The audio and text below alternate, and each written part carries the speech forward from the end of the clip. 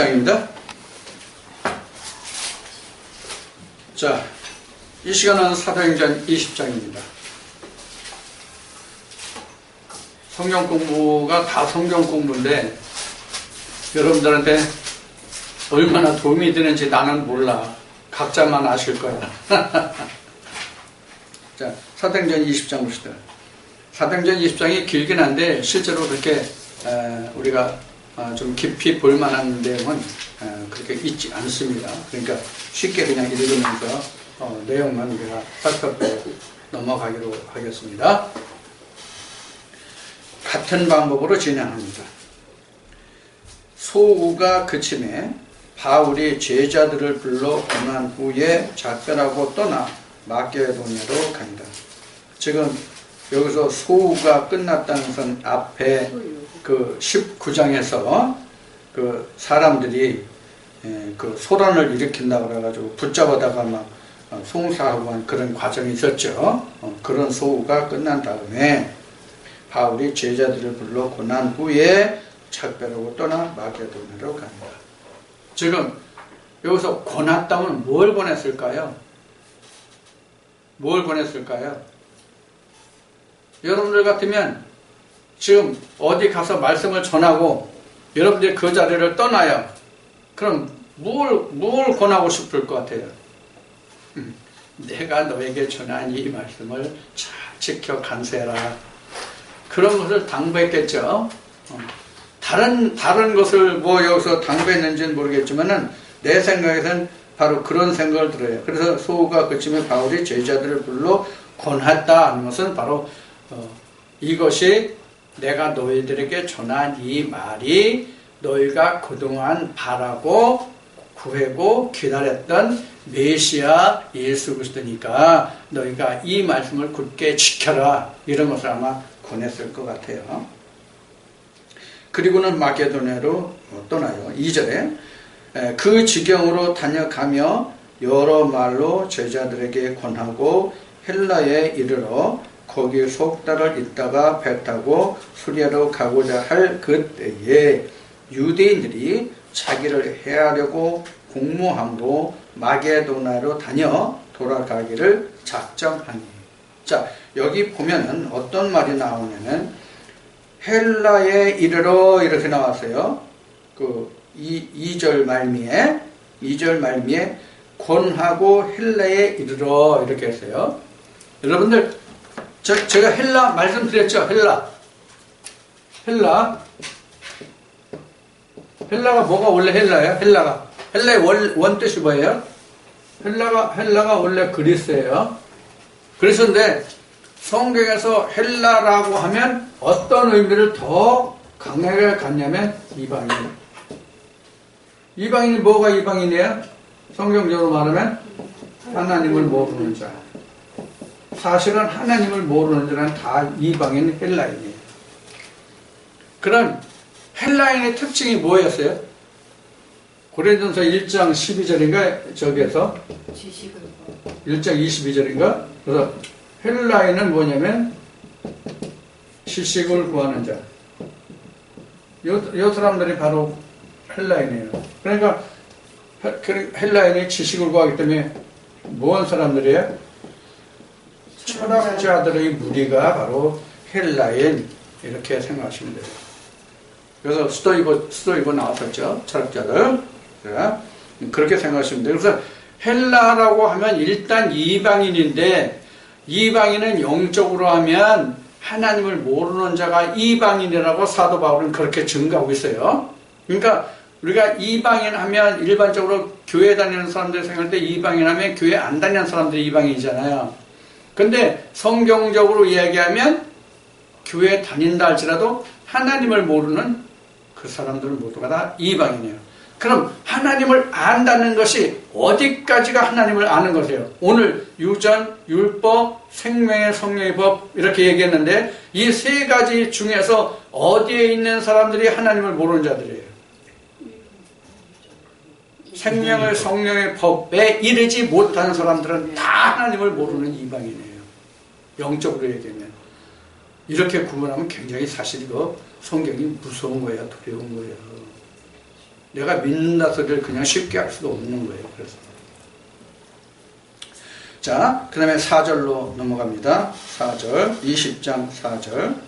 자, 아시아까지 함께 가는 자는 베레아 사람 부로의 아들 소바도와 데살로니가 사람 아리스타고와 세군도와 더베 사람 가요와 및 디모데와 아시아 사람 두기고와 드로비모라 그들은 먼저 가서 드로아에서 우리를 기다리라. 우리는 무교절 후에 빌립보에서 배로 떠나 닷새만에 드로아에 있는 그들에게 가서 이래를 머무니라. 그러니까 먼저 간 자와 뒤에 간 자가 있어요. 그런데 지금 이 말씀에 보면은 무교절 후에 빌립보에서 배를 타고 닷새만에 드로아에 갔어요. 먼저 간 무리가 있고 기다렸다가 닷새 후에 간 사람이 있죠. 닷새만에 갔으니까. 그러면 여기서 무교절이라는 말이 나왔어요. 무교절.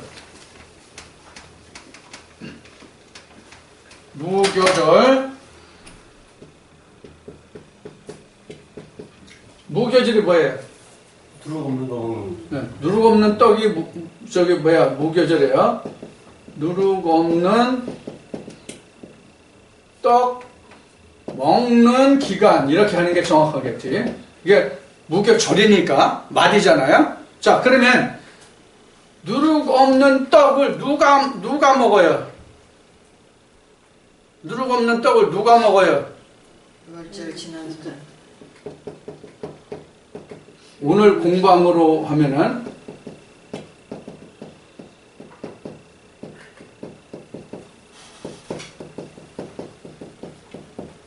생명의 성령의 법 안에 있는 자만 무교절을 지킬 수가 있어요.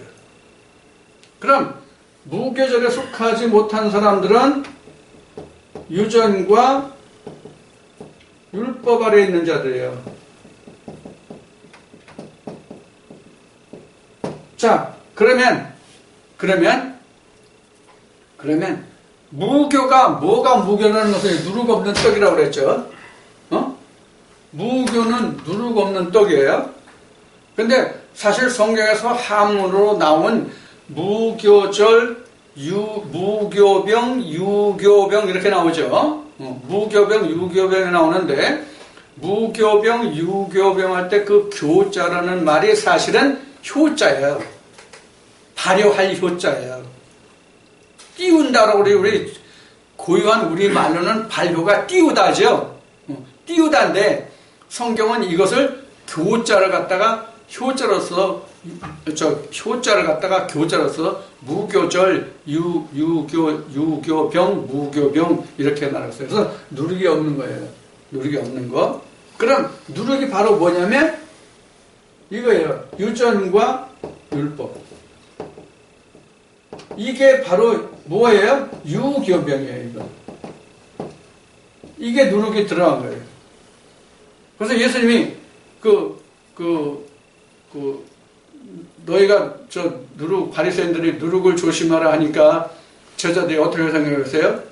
우리가 떡 가져오는 것을 잊었더니 예수님이 그 떡 가져오지 않음을 인해서 누룩을 말씀하시는구나 이렇게 생각했었죠. 근데 예수님이 그 제자들에게 뭐라고 말씀하세요? 바리새인들의 누룩을 조심하라. 이렇게 얘기하면서 바리새인들이 교훈을 말하는구나. 이것을 깨달았다고 복음서에는 증거하고 있어요.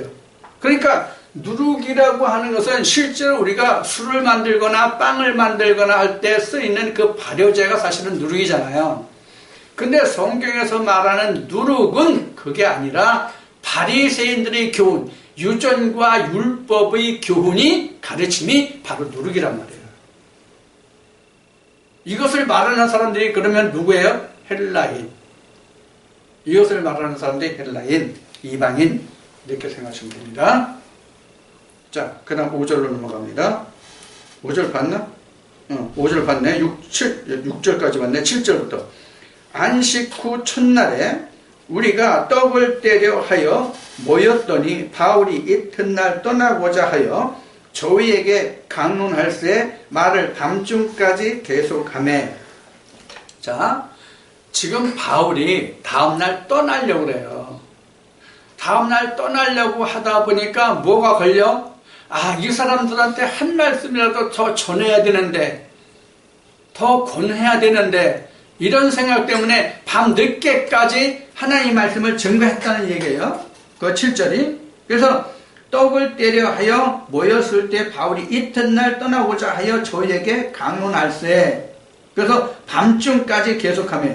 자, 여기서 떡을 뗀다는 게 뭐예요? 떡. 말씀이에요. 떡. 말씀. 이게 구약에서는 뭐예요? 하나님이 하늘에서 내려주는 만나. 신약에서는 뭐예요? 예수의 피와 살. 예수의 피와 살이 신약에서는 떡입니다. 그래서 요한복음 6장에 잘 나와 있죠? 내가 너에게 이른 말이 생명이다. 내 피와 살을 먹고 마시지 않는 자는 생명이 없다. 나와 상관이 없다. 이렇게 말씀하시죠? 그래서 그 만찬 때에도 그 포도주와 떡, 빵을 놓고 이는 내 살이요, 이는 내 피다. 이것으로 나를 기념하라. 이렇게 말씀하시죠? 그거는 상징으로 말씀하신 것이고 실제로는 뭐냐면 예수와 예수의 피와 살은 곧 생명의 말씀이에요. 그럼 생명의 말씀이 어디에 있어요? 생명의 성령의 교훈 안에 생명의 떡이 있어요. 오늘 로마서 8장에 된 말씀 나누기가 쉽네. 자, 그 다음에 8절 보겠습니다. 우리의 모인 윗다락에 등불을 많이 켰는데 유두고라 하는 청년이 창에 걸터 앉았다가 깊이 졸더니 바울이 강론하기를 더 오래 하며 졸음을 이기지 못하여 3층루에서 떨어지거늘 일으켜 보니 죽었는지라 바울이 내려가서 그 위에 엎드려 그 몸을 안고 말하되 떠들지 말라 생명이 저에게 있다 하고 올라가 떡을 떼어 먹고 오랫동안 곧 날이 새기까지 이야기하고 떠나니라. 사람들이 살아난 아이를 데리고 와서 위로를 적지 않게 받았더라. 자, 유도라는 사람이 말씀을 전하는 중에 그냥 사람이 많았던지 창가에 기대섰다가 아니면 이게 지금 여기 보면 유도구가 그 장년이에요? 어린아이예요? 청년이죠? 장년이죠? 근데 이제 그 창가에 앉았다가 아마 앉을 자리가 없으니까 창가에 앉았겠죠. 아니면 그 방이 보면 대체적으로 이렇게 어느 정도 이렇게 턱이 있잖아요, 방마다. 그렇죠? 근데 이런 턱이 없는 평면 방이었는데 끝자리에 앉았다면 떨어질 수도 있겠죠. 그렇죠? 요사이 대체적으로 집을 짓는 거 보면은 방이 거실과 베란다 사이에 사실 지금은 턱이 없어요. 그런 방에서 앉았다가 창문을 열어놓고, 이쪽 지방은 더운 지방이니까 창문을 열어놓고 있다가 끝에 앉았으면 졸다가 떨어질 수가 있는 거죠. 그래서 떨어졌는데 바울이 걱정했을 거 아니야. 그죠? 자기에게 책임이 있잖아. 오늘날로 말하면 이 지금 집회의 주체자가 누구예요? 바울이잖아요. 그러면 어떤 문제가 생기면 죄를 누구한테 물어봐요? 주체자한테 묻잖아요. 그러니까 바울이 얼른 가서 품에 안고 호흡이 있는가, 기식이 있는가를 보았더니 살아있단 말이야, 아직은. 살아있어. 그래서 죽은 줄 알았는데 살아있으니까 조용히 바울은 그를 다시 눕히고 바울은 다시 자기 하던 일을 계속하고 바울은 떠나고 여기 남는 사람들은 그 아이가 죽지 않고 살았으므로 위로를 받았더라. 이제 그런 얘기가 되죠. 여기서 이제 굳이 이제 부연 설명한다면 영적으로 이것을 우리가 좀 설명을 할 수도 있는데 그거는 너무 좀 비약적인 그 말씀이 될 수도 있기 때문에 그 부분은 생략하겠습니다. 그리고 그 다음 넘어갑니다. 자, 13절까지 봤나요? 13절부터죠. 자, 우리는 앞에서 배를 타고 압도에서 바울을 태우려고 그리로 행선하니 이는 자기가 도보로 가고자 하여 이렇게 정하여 준 것이라. 바울이 아수에서 우리를 만나니 우리가 배에 올리고 미둘레네에서 가서 거기서 떠나 이튿날 기호 앞에 오고 그 이튿날 사무에 들리고 또 그 다음날 밀레도에 이르니라. 바울이 아시아에서 지체치 않기 위하여 에베소를 지나 행선하기로 작정하였으니 이는 될 수 있는 대로 오순절 안에 예루살렘에 이르려고 급히 가미르라. 그러니까 지금 이 말을 보면 바울이 지금 복음을 증거하면서 쭉 가잖아요. 마케도니아서부터 시작해가지고 쭉 행하는데 지금 바울이 지금 목표가 뭐예요? 말씀을 전하면서 가면서도 지금 목표가 뭐예요? 지금 예루살렘에 이르는 거예요. 언제? 오순절 안에. 그러니까 지금 급히 떠나는 거예요. 급히 말씀을 전하면서 떠나는데 오순절까지 지금 예루살렘에 이르기를 목표하고 있는 거예요. 그래서 여기서 보면은 지금 바울이 오순절 안에 예루살렘에 이르려고 급히 갑니다. 여기서 오순절 한번 살펴봅시다. 오순절. 오늘날 오순절 모르는 사람 있나요? 오순절 다 알죠? 오순절 다 알아요? 오순절 다 아는데 오늘날 우리에게 보이는 오순절이 뭘까요? 우리에게 오늘날 오순절이 뭐가 오순절일까? 오늘날 우리로 말하면 오늘의 오순절.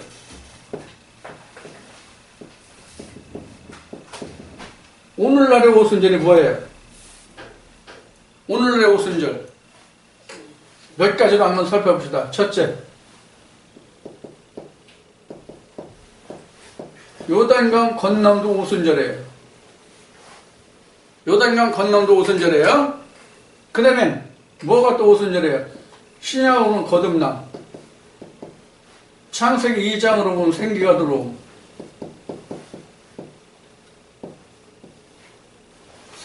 들어옴, 그 다음에 오늘 로마서 8장으로 보면은 성령의 법의 이름. 그 다음에 또 뭐가 있어요? 첫째 부활. 이것도 오순절이에요. 첫째 부활. 그 다음에 오순절을 실제적인 있었던 사건으로 보면 뭐예요? 성령 강림이죠? 이 성령 강림은 나로 보면 뭐예요? 성령 강림은 오늘날 나로 보면 뭐예요? 예수의 초림이 오늘날 나의 성령 강림이에요. 자, 이렇게 이제 여러 가지로 우리가 말할 수 있어요. 이렇게 여러 가지로 말할 수 있어요. 물론 이게 결론으로 말하면 일곱째 날이 돼서 안식에 들어가는 것을 보면 이것을 조금씩 더 다시 한번 생각할 부분의 말씀도 있어요. 이 중에는. 근데 일반적으로 생각하면 이러이러한 것들의 사건이 오늘날 우리로 말하면 오순절에 해당하는 것들이에요. 그러니까 쉬운 예로 오순절은 예수 그리스도의 인도함, 예수 그리스도의 영의 인도함을 받는 그것이 바로 오순절이에요. 오늘날. 이 앞에 나온 말로 하면 뭐예요? 이 전체를 합하면 뭐예요? 오순절이라는 것은 오순절이 됐다는 것은 바로 뭐예요? 무교절의 사람들은 다 오순절을 지난 사람들이에요. 자, 그 다음에 17절로부터 갑시다.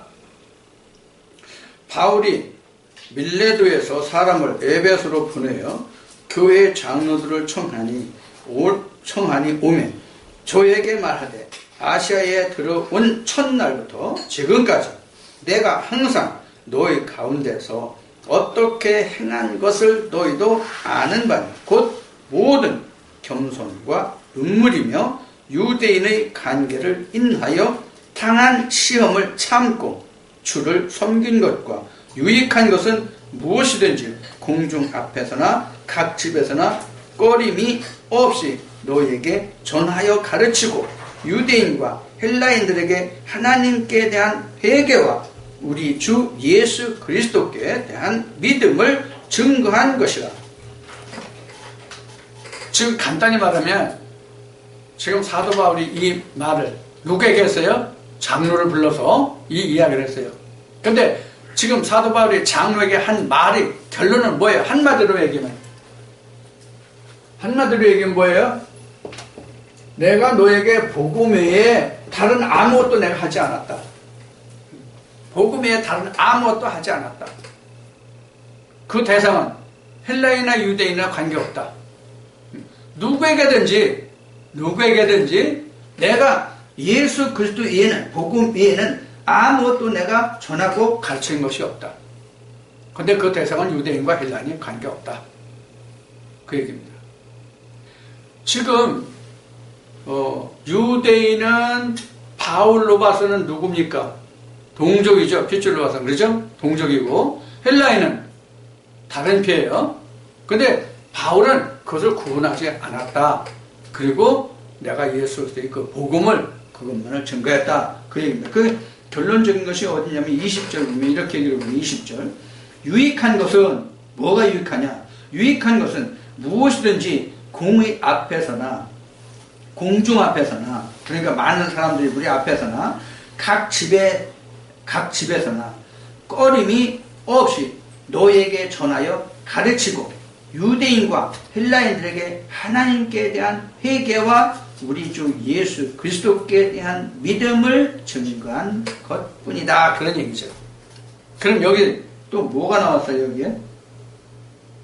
회개라는 말을 하나 봅시다. 회개라는 말을 다시 봅시다. 회개라는 말 언제 했죠? 회개라는 말 언제 했죠? 지난 수요일날 회개 말하지 않았나? 회개라는 말을 하는데 회개가 뭐가 회개라고 그랬죠? 회개는 뭐냐면 이런 얘기예요. 다시 한번 정리합시다. 사망에서 생명으로 돌아감. 오늘 로마서 8장으로 얘기하면 유전과 율법에서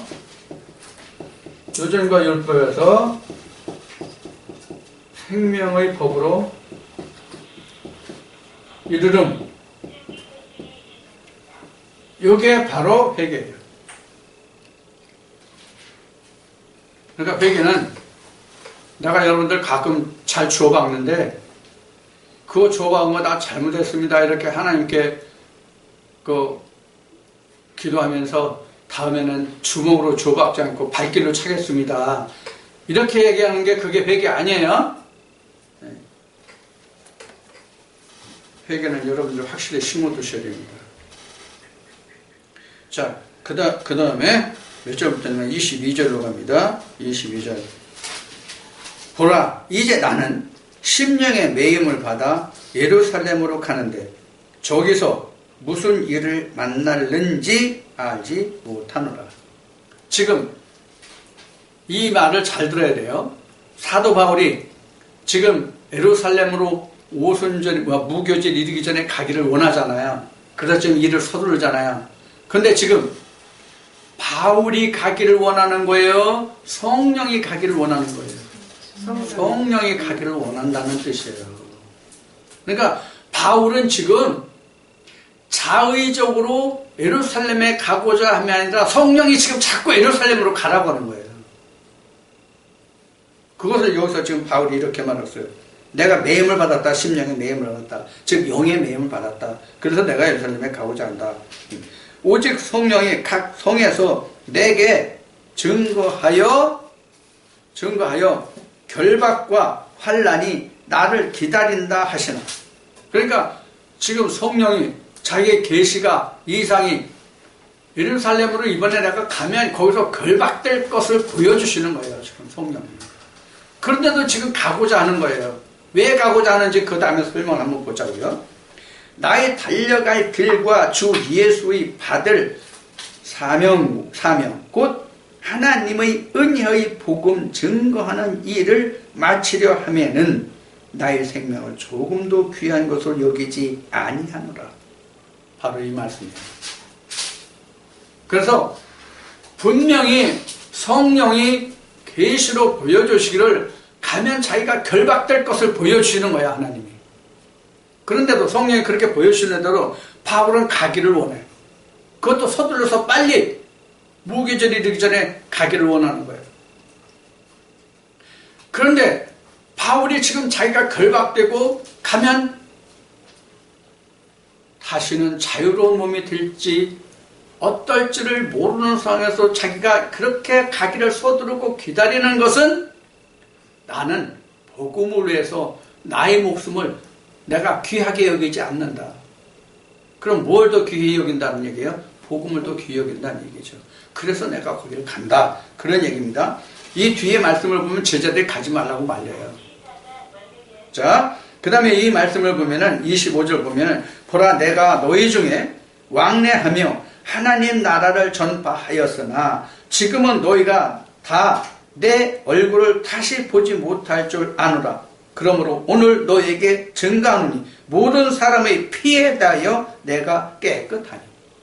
자, 여기서 바울이 너희가 나를 다시 보지 못할 줄로 안다. 그런데 내가 모든 사람의 피에 대해서 깨끗하다. 이게 무슨 말일까요? 피에 대해 깨끗하다.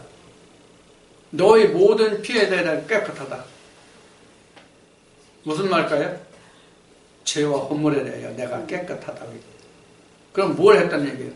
내가 너에게 예수 그리스도께 받아 가진 그 복음을 내가 너에게 온전히 다 증거하였으니 내가 너에게 증거하지 못한 것으로 인해 가지고 너희가 하나님께 이르지 못하는 그러한 죄값이 내게 있지 않다. 그럼 누구한테 있다는 얘기예요? 이제는 너에게 있다는 얘기예요. 이제 너희가 주 예수 그리스도의 그 모든 것을 너희가 들었으니 스스로 너희가 그것을 지켜 이제는 그 핏값을 너희가 감당하라. 이런 말과 같은 뜻이에요. 이제는 내가 너희들에 대한 피에 대한 그 이제 빚이 나는 없다. 나는 예수 그리스도의 복음을 너희에게 다 전했다. 그래서 여기서 지금 바울이 말하는 것은 피에 대하여 내가 이제 깨끗합니다. 우리에게 피는 그 생명을 얘기하잖아요. 피는.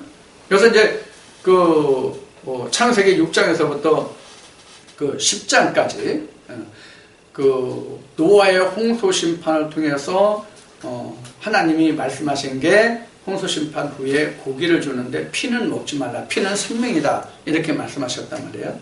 그래서 피를 지키지 않는 것은 생명을 범하는 것이죠. 피를 지키지 않는 것은. 그런데 지금 여기서 피에 대해서 깨끗하다는 얘기는 피를 먹지 않았다는 얘기와 같거든요.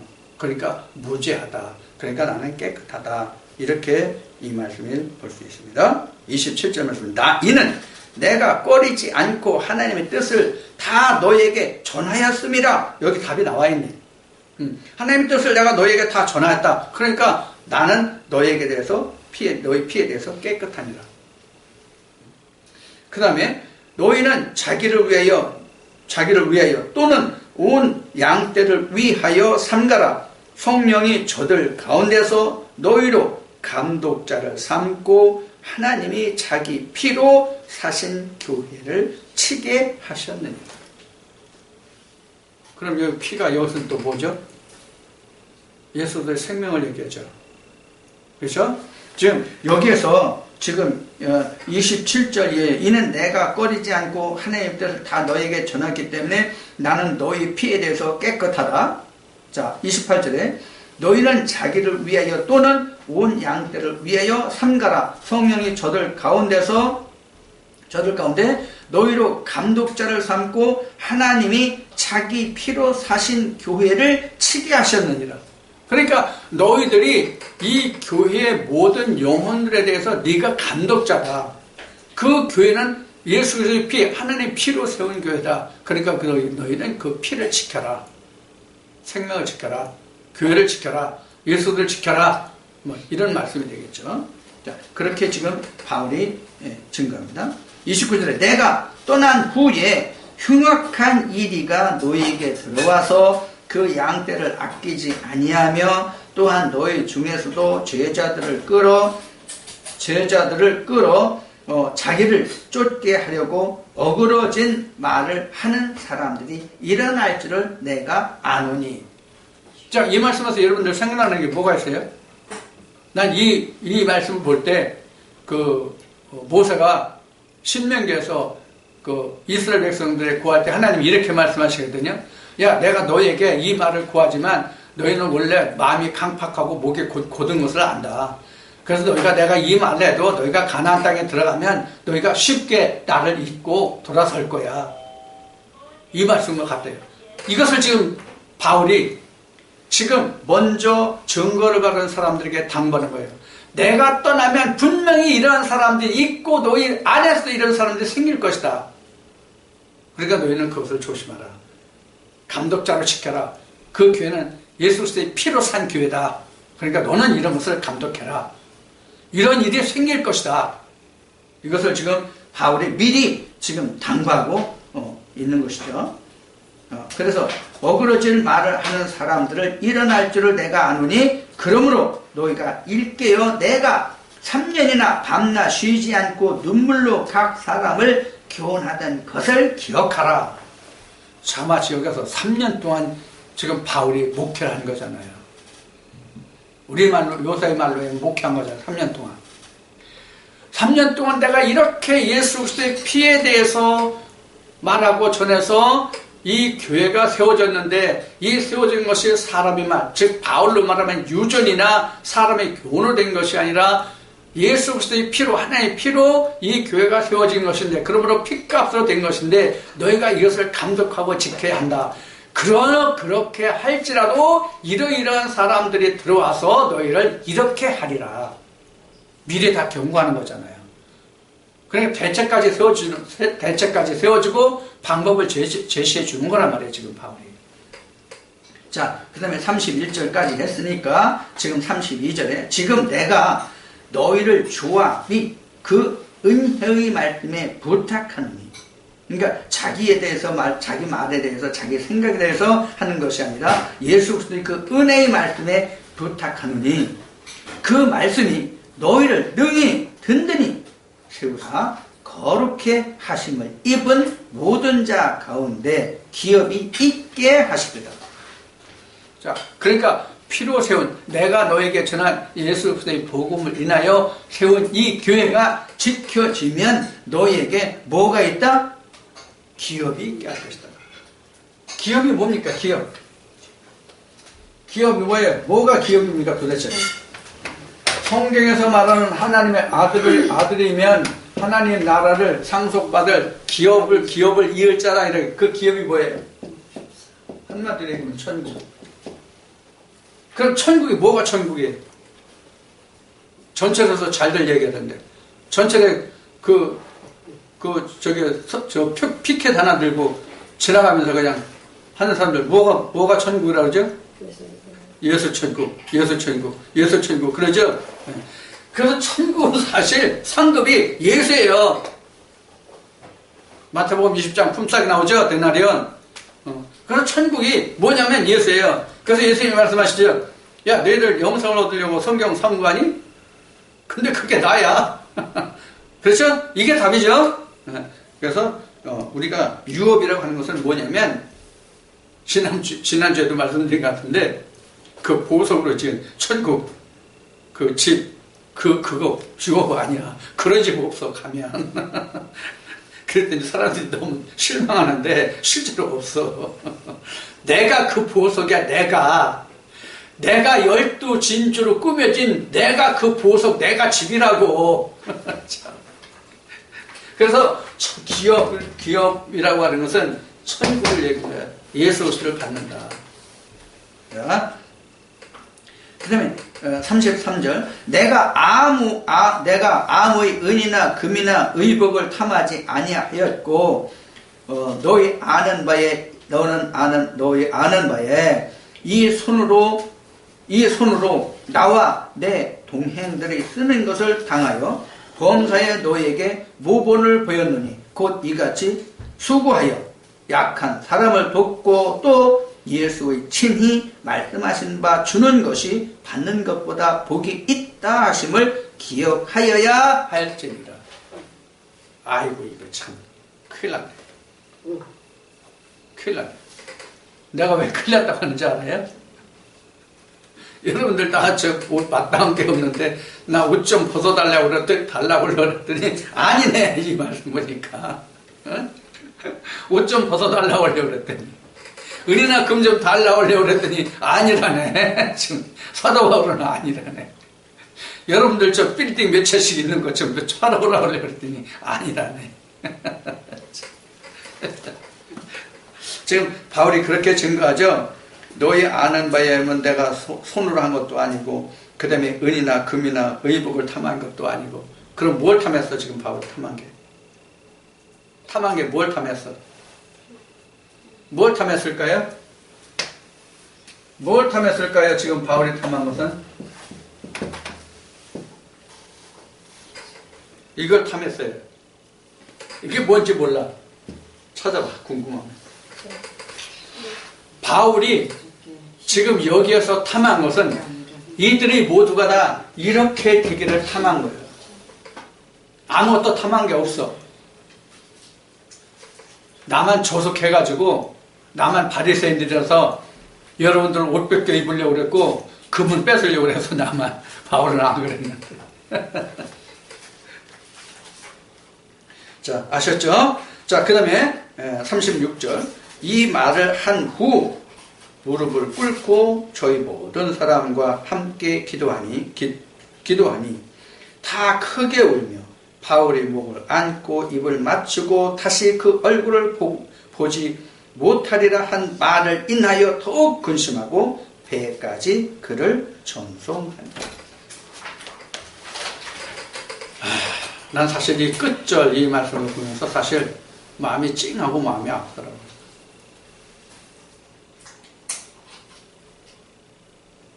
이게 바로 뭐예요? 이게 뭘까요, 지금? 사도 바울의 목을 끌어안고 무릎 꿇고 같이 기도하면서 눈물을 흘리면서 이렇게 안타까워하는 이 모습들이 뭘까요? 사랑이에요. 생명이에요. 생명 때문에. 생명 때문에. 근데 바울이 지금 이 고난을 받을 것이 하나님 안에서 보면 순리적이에요. 사도 바울이 이렇게 죽는 것이 가서 어거된 영어된 몸으로 죽는 것이 사실은 하나님의 뜻이에요. 하나님 안에서는 순리적이에요. 그런데 세상의 눈으로 보기에는 뭐예요? 예수님 십자가에 주신 같이 저게 하나님을 욕되게 하고 하나님의 영광을 땅에 깔았기 때문에 즉 하나님을 멸시했기 때문에 자기 죄로 죽는다 이렇게 되잖아요. 그러니까 더욱 안타까운 거예요. 그러니까 더욱 안타까웠다고 거예요. 우리는 지금 사도 바울의 이러한 모습을 우리가 지금 글로 보지만 지금 우리가 지금 그 평안하다 안전하다 하는 때거든요. 세상적으로 우리의 믿음의 생활이. 그런데 하나님의 때가 되면 다니엘서에 기록된 바와 같이 예수님이 마태복음 23장 24장에서 말씀하신 것 같이 창세후로 이런 혼란이 없을 것이다. 이런 난리가 없을 것이다. 그때 신앙생활하는 사람들은요 정말로 불쌍한 사람들이에요. 세상적으로 보면 불쌍한 사람들. 하나님의 그 소망으로 보면 지극히 당연한 것이지만 여러분들 이걸 생각하세요. 이 말씀에서 여러분들이 꼭 반드시 생각할 것이 뭐냐면 하나님의 선지자들이 세상 사람들이 눈으로 보는 복을 누리고 산 사람들이 있는가 하는 거예요. 그런데 왜 오늘날 교회 다니는 사람들은 다 하나님을 믿으면 복 받는다고 말하냐고. 그 복이 뭔데? 며칠 전에 어느 목사님이 이런 글을 올렸어요. 고난이 복이라고 하는데 난 고난 받기 싫다. 그래서 내가 이렇게 얘기했어요. 그 고난이 말씀에 이러이러한 것입니다. 이 말씀을 삼가보십시오. 이렇게 올렸어요. 그랬더니 답이 이렇게 왔어요. 나는 그런 거 싫으니까 니나 잘하세요. 난 이대로 천국 가렵니다. 나 지금 하나님 알았으니까 그 사랑을 쫓아가렵니다. 지금 교회가 이런 판이에요. 지금. 자, 지금 잠깐 옆으로 말씀이 흘렀습니다만 지금 사도행전 20장까지를 우리가 지금 공부했습니다. 사도행전 20장에서 바울이 무엇을 쫓아가는지, 무엇 때문에 자기가 배임을 받았는지를 말하고 있어요. 그럼 이게 바울 얘기예요? 아니에요. 앞 시간에 우리가 공부한 것 같이 생명의 성령의 법에 이런 자들은 다 이렇게 가야 돼요. 다 이렇게 가야 돼요.